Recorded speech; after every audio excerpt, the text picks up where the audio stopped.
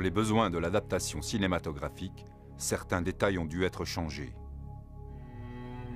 Cependant, l'histoire qui suit est authentique et le déroulement est identique à la réalité.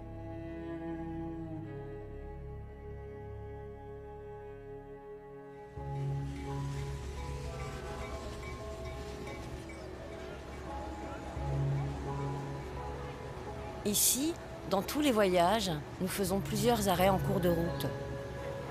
Parfois, il y a des détours. Parfois, on est arrêté par des barrières. Mais parfois, on a aussi d'heureuses surprises. Vous vivez des instants que vous n'attendiez plus. Nous allons vous raconter un voyage de ce genre. C'est le voyage de ma vie. Mon nom est Dini Widianintias. Je ne suis pas une actrice. C'est de moi qu'il s'agit dans l'histoire qui suit. Je suis la vraie Dini. Commençons tout de suite ce voyage.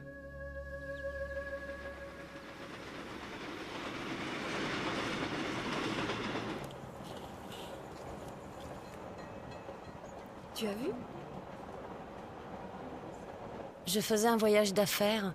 J'étais sur l'express Jakarta-Yogyakarta. Quand soudain, le train s'arrêta à l'improviste.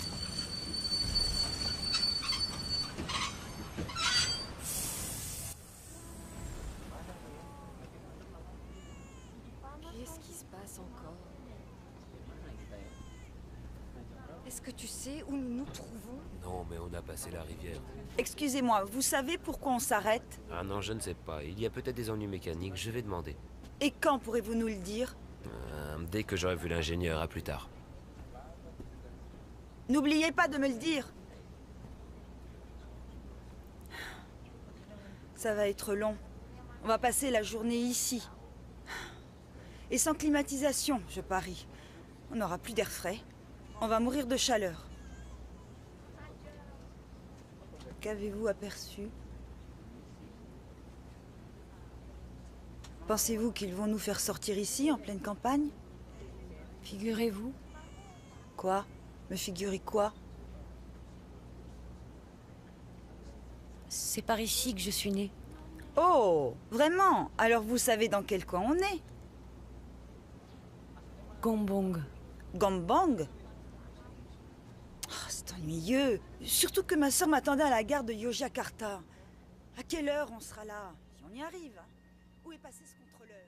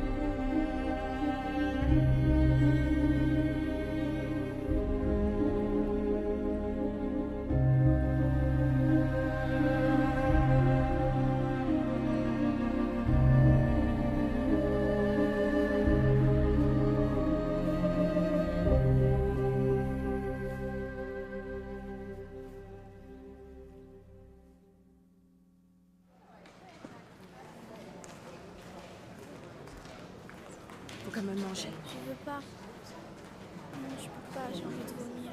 Sa famille est prévenue. Oui, on les a trouvés. On ira après. Vous êtes la famille de Tejo Kurniawan? Madame Tejo Kurniawan? Je suis Madame Tejo Kurniawan.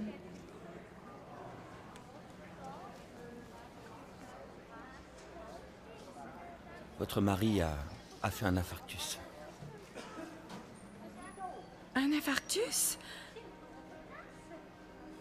C'est pas possible. Je comprends votre douleur, mais le rapport d'analyse de notre labo indique qu'il souffrait de diarrhée et de vomissements. Nous n'arrivions pas à comprendre ce qui s'était passé. Mon père semblait en pleine forme, et l'instant d'après, il était gravement malade. Et le médecin nous apprenait qu'il était mort d'un infarctus. Il était mort juste comme ça, comme s'il avait été foudroyé par un éclair. Moi aussi, j'étais foudroyée par cette nouvelle. Nous avons fait tout ce que nous avons pu pour sauver Monsieur Kourniawan, hélas. Sans succès. Croyez-le, je suis désolé. C'est pas vrai. C'est pas possible. Quel malheur. Que vais-je devenir? Que deviendra mon bébé? Je suis de tout cœur avec vous, madame. Je suis navré.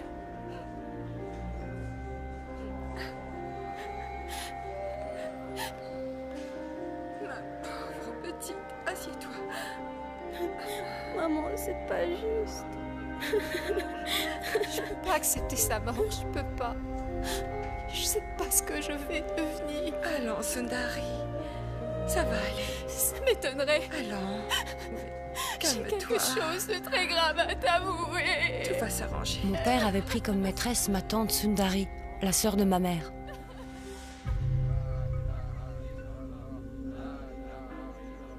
Elle était enceinte de 8 mois quand on porta mon père au cimetière.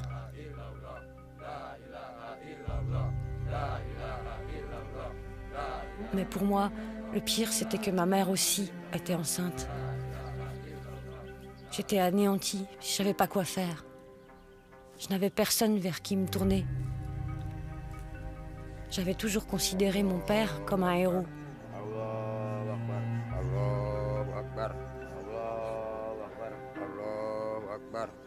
Mais ce jour-là, je lui en voulais.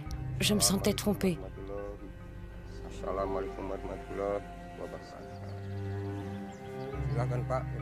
Je partageais les craintes de ma mère sur l'avenir de notre famille. Mesdames et messieurs, assalamu alaikum, que la paix soit avec vous tous.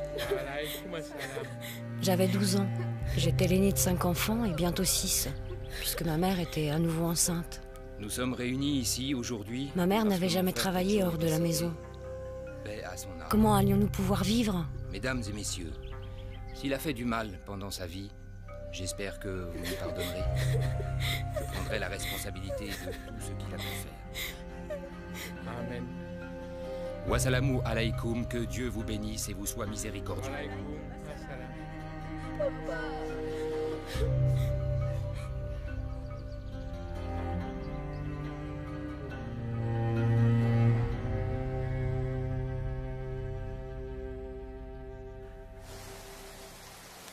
Je suis persuadée que c'est ma tante Sundari qui souffrait le plus. À l'époque, ce n'est pas du tout ce que je pensais. À cause de sa liaison avec mon père, sa grossesse, tout le monde la reniait. Désespérée, elle quitta Gombong, mais elle ne savait pas où aller. Toutefois, j'ai donné des conseils très avisés à Wulandari. Lesquels, par exemple? Tout d'abord, je lui ai fait remarquer que l'avortement, dans son cas, était peut-être la solution. Il faut qu'elle soit réaliste, elle a déjà 5 enfants à éduquer. Elle doit réfléchir avec sa tête.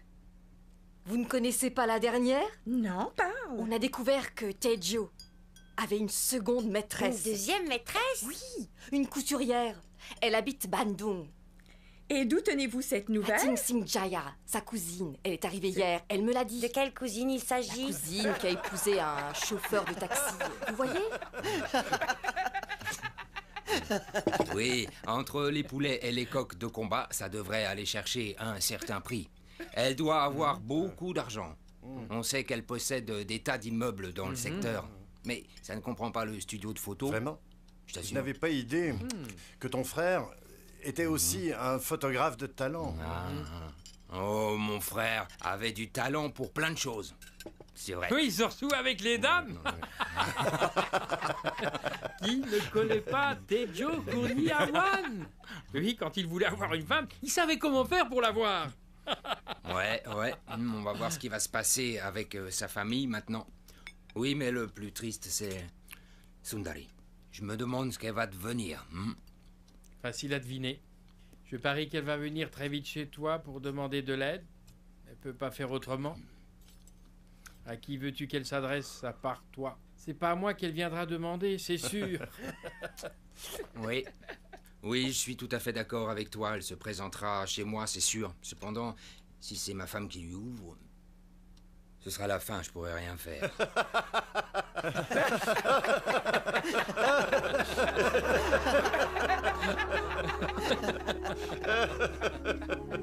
Les seules personnes sur lesquelles nous comptions vraiment pour nous aider se moquaient de nous et ce qu'ils disaient nous brisait le cœur.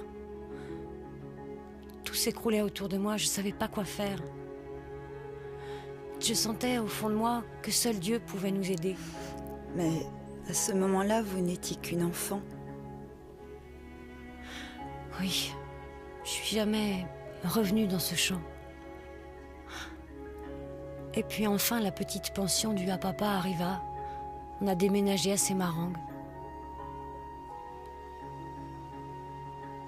Ma mère avait ouvert une petite épicerie juste à côté de la maison dans l'espoir de gagner un peu d'argent. Mais elle n'arrivait toujours pas à joindre les deux bouts. Après un certain temps, elle décida de donner en adoption 2 de mes sœurs et un de mes frères. J'entendais aussi parler de tante Sundari. La vie était encore plus difficile pour elle. Après la naissance de son fils, elle s'était réfugiée à Sukorariu chez sa mère, ma grand-mère. 2 années passèrent, 2 années qui furent très difficiles. Oh, c'est belle, joli. Hein, maman? Laisse-la dans l'eau.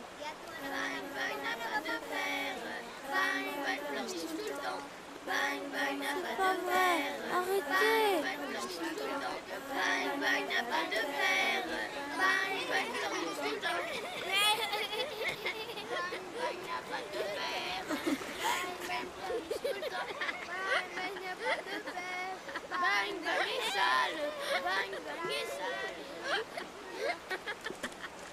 Allez-vous-en, partez. Arrêtez de vous moquer de lui. Allez-vous-en. Hé, pourquoi vous ne dites rien? Ce sont vos enfants, non? Ah, bravo. Je vois que c'est comme ça que vous élevez vos enfants.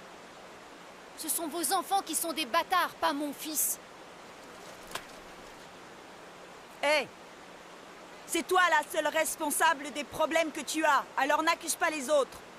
Personne t'a demandé de venir dans cette ville. Tu prétends quand même pas nous donner des leçons, hein? Nous savons très bien élever nos enfants.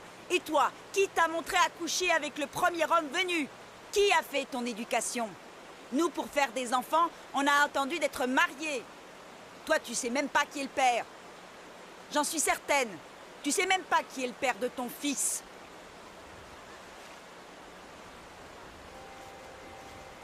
Je suis sûre qu'elle ne le sait pas.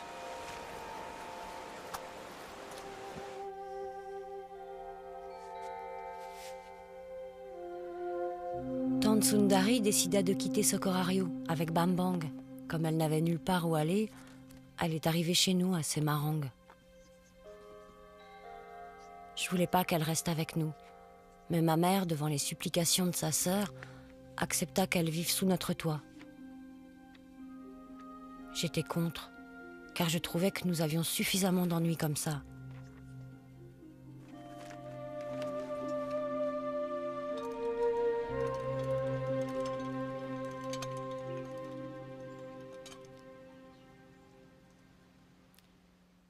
Il faut maintenant plier le linge, il est sec. Fiche le camp! Tu n'as pas à être là. Je t'ai dit de t'en aller. Je te déteste, je te supporte pas près de moi.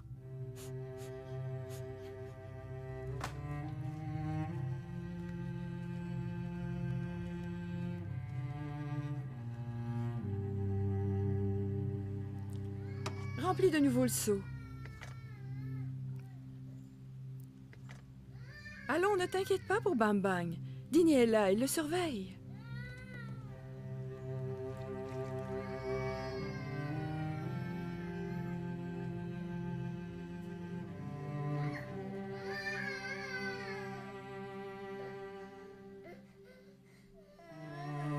Allons, mon chéri, allons, oui.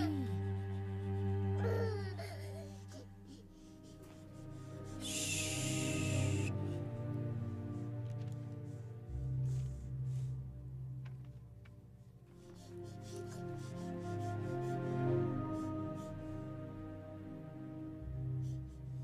Comment oses-tu lire mon journal? De quel droit tu te permets de le lire? Faut me le rendre. Apporte-le-moi.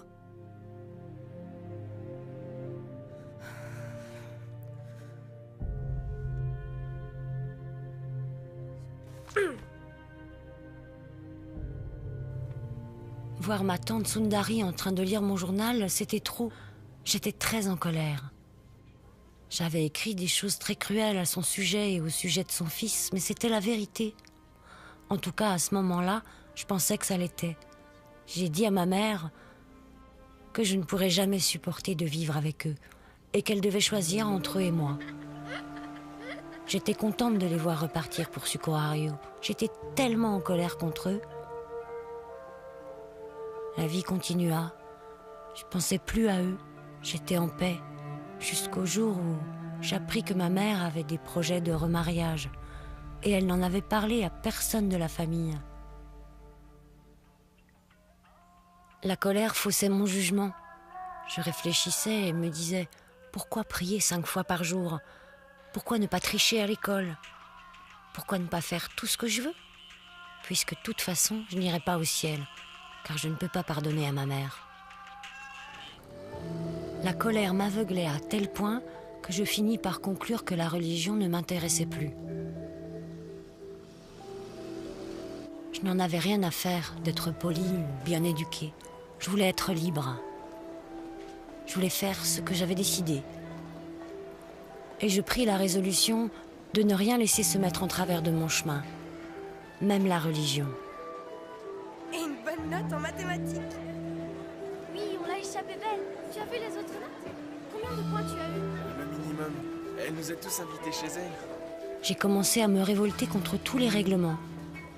C'était ma première année de lycée. J'agissais en effet comme bon me semblait. Mais certains événements m'ont beaucoup marqué. Comme le jour où une de mes amies s'est retrouvée couchée sur le sol, dans une mare de sang. Elle venait de faire une fausse couche. Ou un autre de mes amis qui s'est fait arrêter par la police et emprisonné pour vol. J'ai commencé à me demander, est-ce le genre de vie que je veux réellement? Quand je vivais selon les principes de ma religion, je n'étais pas heureuse. Mais ma vie sans religion et sans ses règles ne me rendait pas heureuse non plus. Je ne voulais pas de cette vie-là.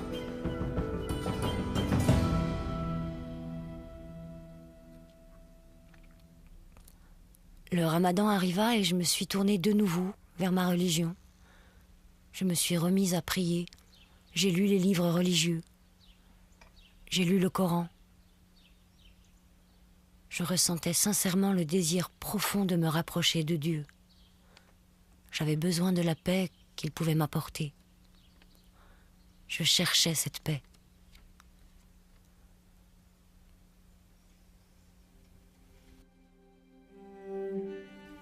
Je me suis préparée pour le tahajjud. J'avais beaucoup de questions à poser à Dieu. J'étais persuadée que pendant cette nuit-là, Dieu écouterait ma prière et qu'il me donnerait des réponses à mes questions. J'étais confiante, j'avais la foi.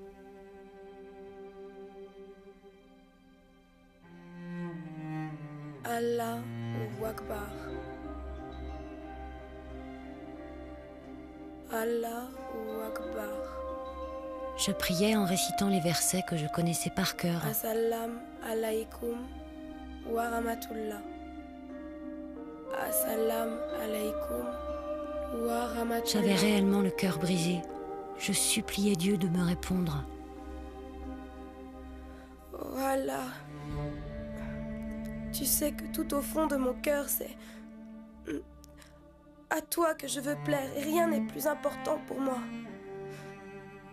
Je te suivrai là où tu iras, alors montre-moi le sentier où je dois aller.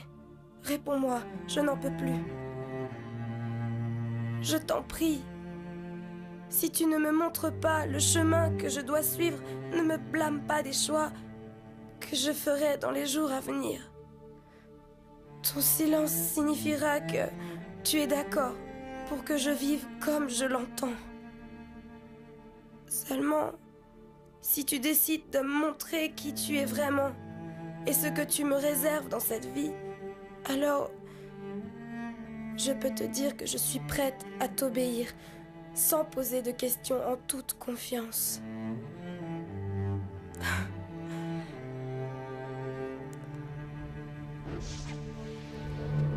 À cet instant, une lumière très vive apparut devant moi. Elle prit la forme d'une silhouette, un homme vêtu d'une robe blanche. Je ne pouvais pas distinguer les traits de son visage, mais sa présence était empreinte de calme et de sérénité. Soudain, sans savoir comment, j'ai compris que j'étais devant Aïza. Il m'a dit « Suis-moi ». Dini, viens Dini, suis-moi. J'étais très perplexe. Je me disais « Je suis musulmane. Comment puis-je te suivre ? Tu es celui qu'on appelle le Dieu des chrétiens, le Dieu des infidèles, ceux qui ne connaissent pas Allah. » Il attendait que je vienne à lui.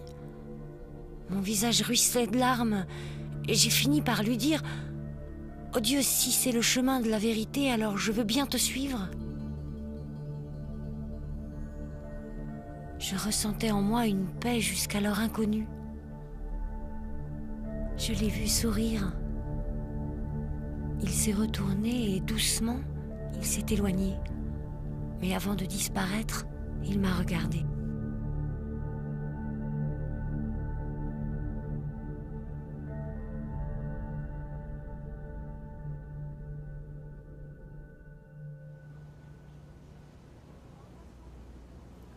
J'espère que vous n'êtes pas offensé par mon récit.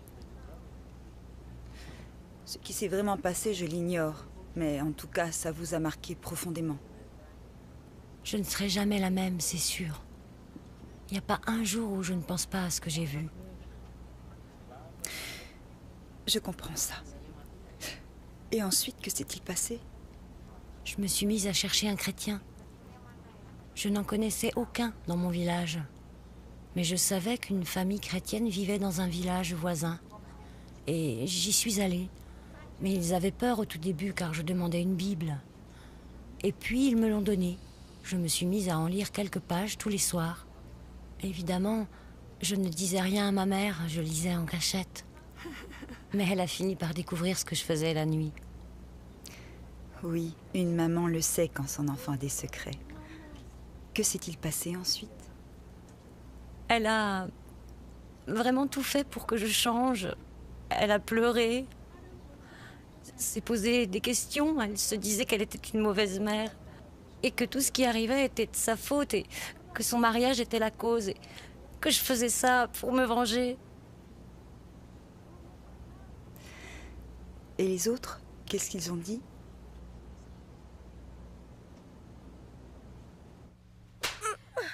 Tu es maudite! Tu ne fais plus partie de la famille à partir de maintenant! Arif, ne sois pas aussi dur. Donne-lui un peu de temps, elle finira par retrouver son bon sens. Du bon sens, il faudrait que cette petite idiote en ait! Cette affaire a été trop loin. Bien trop. C'est fini.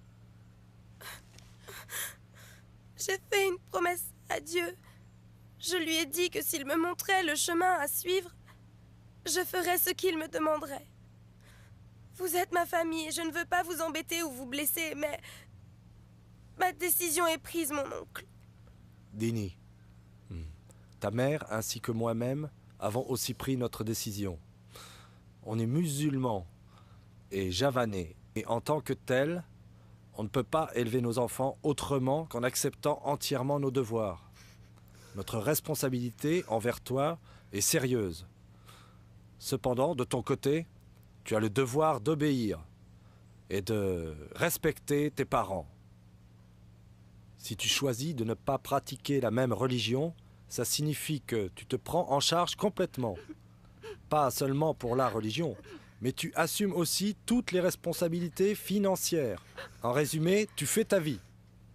Tu comprends? Ça veut dire que c'est toi qui devras trouver de l'argent pour tout. Tu ne devras rien attendre de nous. Tu paieras ta nourriture, tes frais scolaires, ton loyer. Faudra payer. Faudra que tu payes tout. Dini, ce que veut dire ton oncle, c'est que, à partir d'aujourd'hui, tu ne devras rien nous demander, d'accord? Ce sera moins facile de devoir compter que sur toi-même. Ta famille ne te soutiendra plus. C'est ta décision. Va préparer tes affaires et va-t'en.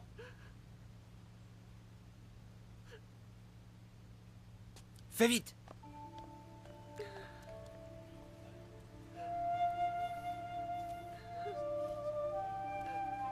Allez, viens.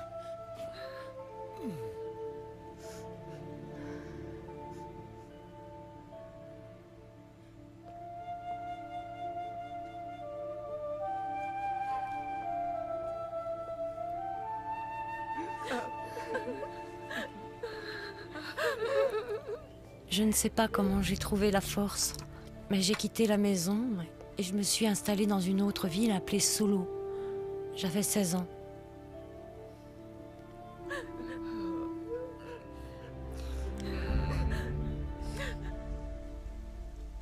J'ai loué une chambre et j'ai trouvé une école où j'ai pu reprendre mes cours. Je voulais devenir assistante sociale. J'avais déjà fait 1 an d'études à Semarang. L'administration de l'école à Solo m'accepta sans poser de questions. J'ai trouvé un travail d'étudiant. J'allais travailler après les heures de cours et j'ai réussi à m'en sortir. Je me disais aussi que je pouvais toujours demander de l'aide à ma grand-mère.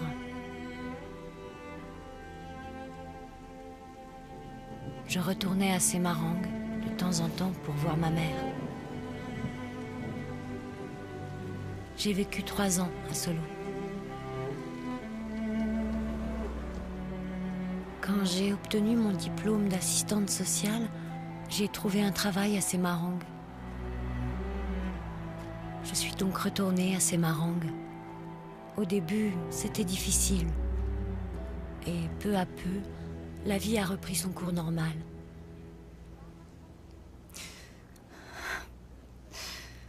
Quel soulagement ça a dû être. Toutes ces peines doivent être oubliées.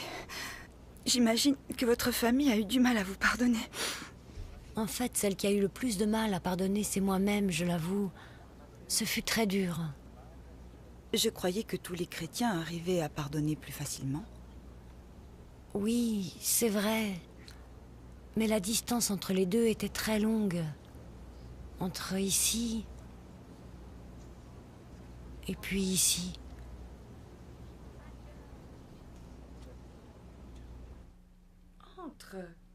Entre donc. Assieds-toi. Non, non, ça va. Tu as l'air épuisée. Non, je suis surtout inquiète. Au sujet de Bang Bang? Oui, je croyais qu'en revenant habiter ici, Bang Bang changerait. Si tu le voyais maintenant, il reste assis des heures, enfermé dans sa chambre, où il flâne dans les rues. C'est mauvais, il faut qu'il trouve un travail. Oui, ça je le sais. Mais il n'a pas de formation et il ne trouve pas. Il ne sait rien faire. Tu sais bien qu'il n'a pas étudié, on n'en avait pas les moyens. Ça va aller, il va trouver quelque chose, c'est sûr. Viens, je vais te donner le plat que j'ai fait pour toi et pour Bang Bang.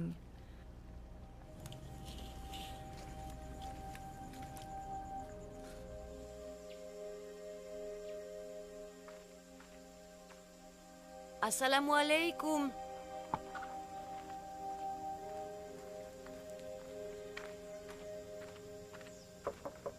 Assalamu alaikum. Wa alaykoum assalam. Bonjour, je suis Dini. Tu es Dini? Oui, je suis Dini. Ta mère est à la maison?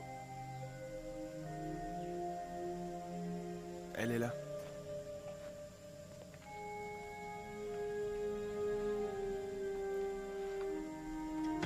Maman, Dini est ici. Dini?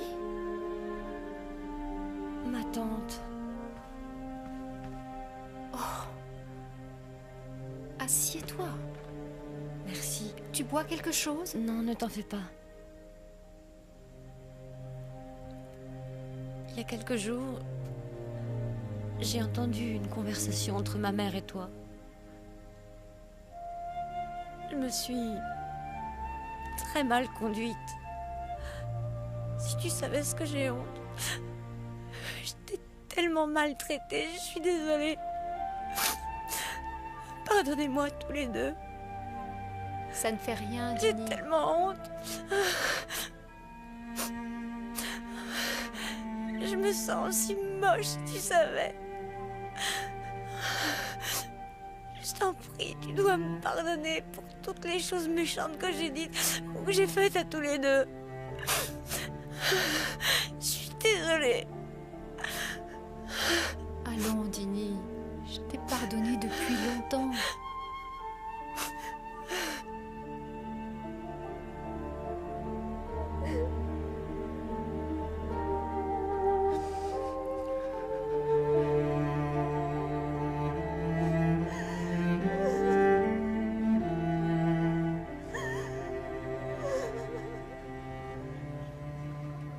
J'ai emmené Bambang à Jakarta.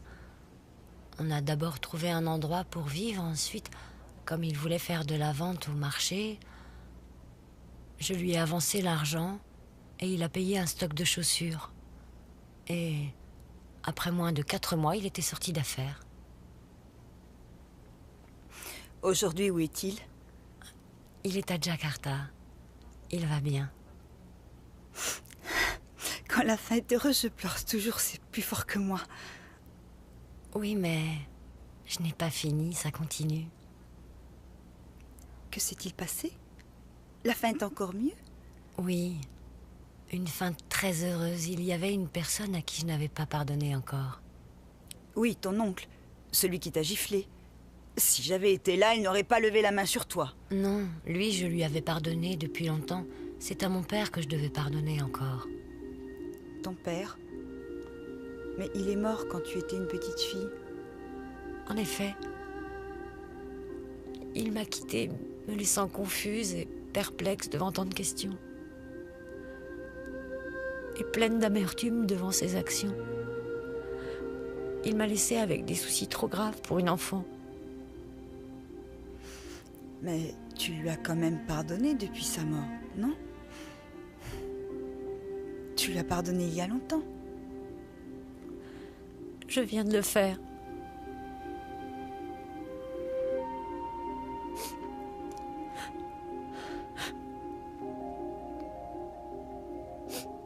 Vous voyez le cimetière qui est là-bas au bout du champ? Oui, je le vois. Mon père a été enterré là. Et jusqu'à ce que ce train s'arrête, il y a quelques minutes, mon pardon était lui aussi enterré là, pendant de si nombreuses années. Oui, mais Dieu ne pouvait pas me laisser continuer à vivre de cette façon. Il est le Dieu d'amour, de pardon et de charité. Il nous apprend que si nous voulons que nos fautes soient pardonnées, nous devons d'abord accorder notre pardon à ceux qui nous ont fait souffrir.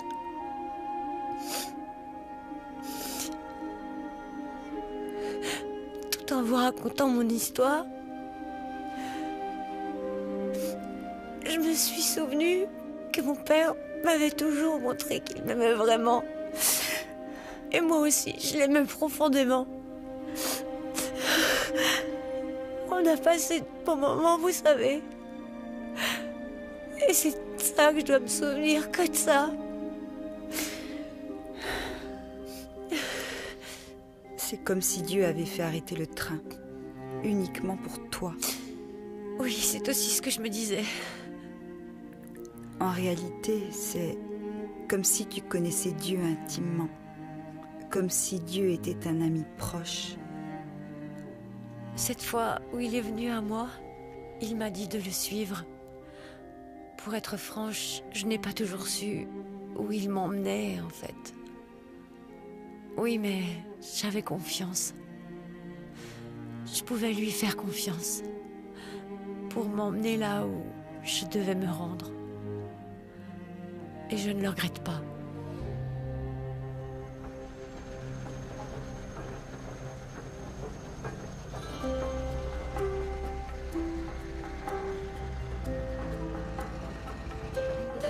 On dirait que le train avance.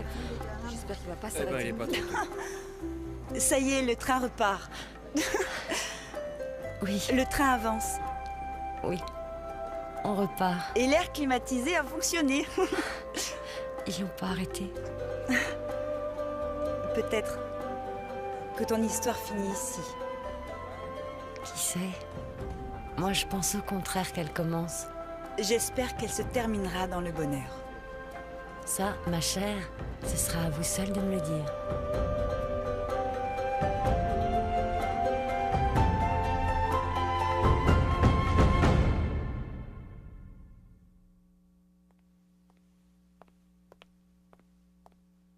Quand des personnes pour lesquelles on a une grande estime nous déçoivent, on est malheureux et triste. Notre confiance en ces personnes s'évanouit immédiatement, car ils ne sont pas à la hauteur de notre admiration et ne méritent pas notre confiance.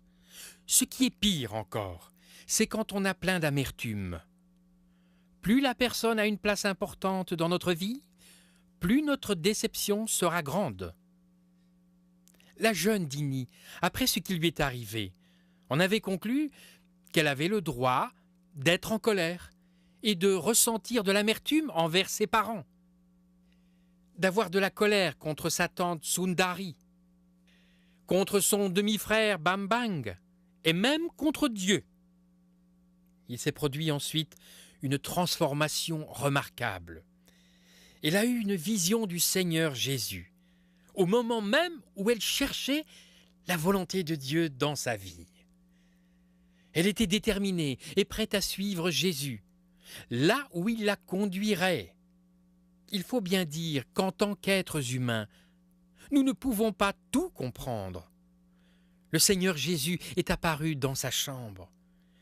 Il a tendu la main vers elle et il a dit ces mots : « Suis-moi ». Aller à Jésus, c'est un premier pas merveilleux, mais la vie réelle de Dini, comme elle l'a raconté, où notre vie à tous est un voyage avec des détours, des cul-de-sac, des arrêts imprévus et plusieurs leçons en cours de route. Cependant, quand on a confiance en notre Seigneur Jésus, tout comme Dini, on le suit quelle que soit la direction et on fait tout ce qu'il demande. Pour Dini, les chemins empruntés ont été nombreux. Dans sa progression vers le christianisme, elle se rendit compte qu'un chemin particulier devait être parcouru de nombreuses fois. C'était le chemin du pardon. Ce chemin n'était pas facile à prendre. Mais Dini a réussi son voyage grâce à l'amour. Oui, l'amour, pour Dini, a été le moteur. Pas n'importe quel amour, mais l'amour qui vient de Dieu. Un amour inconditionnel. Dans le premier épître de l'apôtre Paul aux Corinthiens, au chapitre 13, il a écrit sur cet amour. Il commence par écrire que cet amour est bon et patient, qu'il n'est presque jamais en colère et ne se souvient pas du mal qu'on lui fait. Il espère et croit en toutes les choses. Il peut tout supporter, tout accepter. Cet amour est généreux. On peut toujours compter sur lui. C'est cette qualité d'amour que Dini cherchait même quand elle était révoltée. Elle en avait besoin de cet amour-là, quand sa famille l'avait renvoyée de chez elle parce qu'elle voulait devenir chrétienne. Elle en avait besoin pour pardonner à sa famille, principalement à son père disparu trop tôt, un père qu'elle vénérait. Chers frères et sœurs, vous voyez, c'est cet amour parfait que notre Père Céleste a pour vous. Il vous aime, tel que vous êtes.